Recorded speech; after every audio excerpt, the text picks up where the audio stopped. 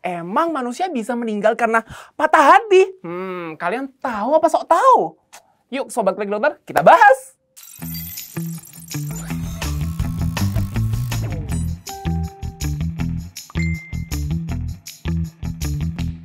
Penyakit jantung sering dialami oleh pria, mitos atau fakta?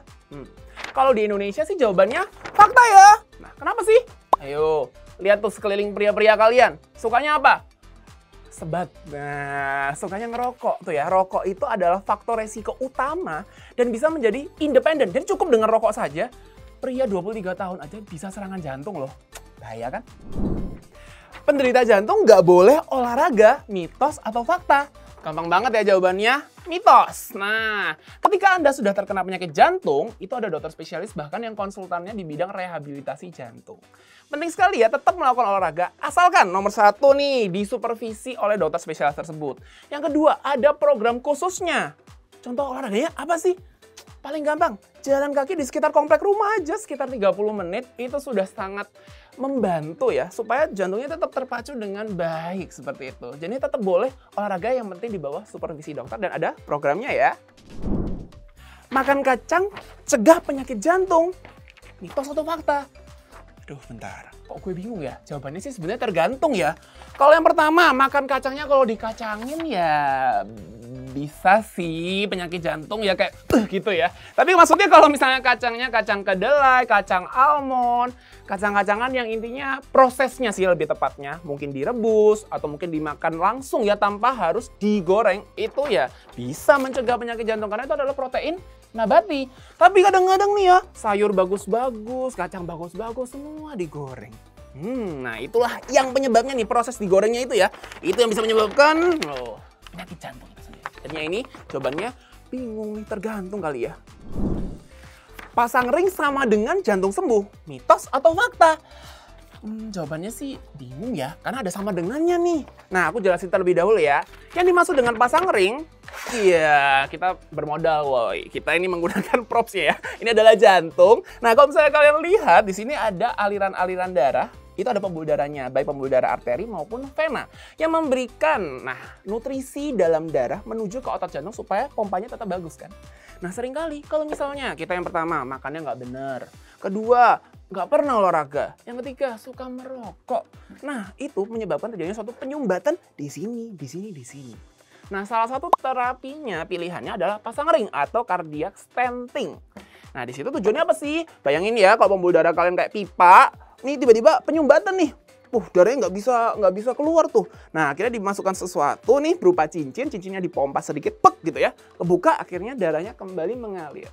Nah makanya kalau dibilang pasang ring itu sama dengan jantung sembuh, ya bisa juga sih sembuh dari penyakit jantung koroner pada saat itu. Tapi seringkali habis pasang ring kembali makan nggak bener, kembali ngerokok, nggak pernah olahraga lagi. Nanti bisa terjadi serangan jantung kedua. Waduh. Manusia bisa meninggal karena patah hati, mitos atau fakta? Fakta. Kenapa kok bisa seperti itu? Aku sih belum pernah patah hati ya karena belum punya pacar. Nah, jadi kalau misalnya patah hati itu kan pasti rasanya sedih ya. Ada lonjakan emosi stres dan sebal dan balas dendam. Nggak ada yang bercanda. Jadinya kalau misalnya ada lonjakan stres tersebut, hormonnya terganggu dan teman-temannya itu ada nama penyakitnya itu broken heart syndrome. Nah, coba teman-teman cari, pelajari dan itu bisa loh menyebabkan gagal jantung seperti ini. Orang gemuk pasti beresiko kena penyakit jantung. Mitos atau fakta? Ya, kalau misalnya saya lihat punya saya sendiri ini agak bergelambir dikit sih jawabannya fakta ya teman-teman. Nah, kalau misalnya kita belajar nih, di jantung, itu tadi kan ada pembuluh darah ya, arteri maupun vena. Nah, di arteri koroner itu namanya, itu seringkali terjadinya suatu penyumbatan. Salah satunya penyebabnya apa? Karena lemak berlebih. Nah, bermula dari badan kita yang gemuk, bisa overweight maupun obesitas, itu bisa menjadi faktor resiko nih. Salah satu untuk terjadinya penyakit jantung koroner. Makanya penting sekali untuk kita mengkonsumsi makanannya itu tinggi protein, rendah lemak ya, karbohidratnya dijaga. Terus yang kedua, olahraganya jangan cuman kardio aja, yang penting berkeringat. Enggak, kita harus tetap latihan beban. Supaya apa? Muscle-nya terbentuk, fat-nya perlahan-pelan, yaitu fat loss kata kuncinya ya. Harapannya sih seperti itu. Minyak ikan baik buat penyakit jantung, mitos atau fakta? Jawabannya fakta ya. Nah, minyak sendiri, kita belajar dari minyak dulu ya, kata-kata minyak. Oil. Nah, itu kalau misalnya di bagian lemak atau total kolesterol, itu ada yang namanya LDL, HDL, dan trigliserida. LDL tuh lemak yang jenuh, HDL tuh lemak baik, dan trigliserida tuh lemak yang biasanya ngumpulnya tuh di perut buncit ini gitu ya.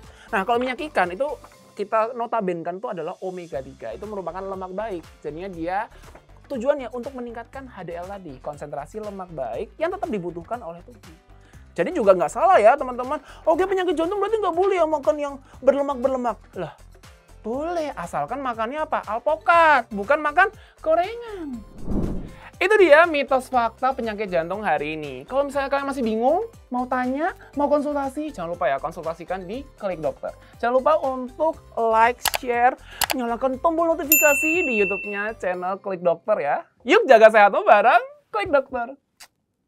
Klik Dokter.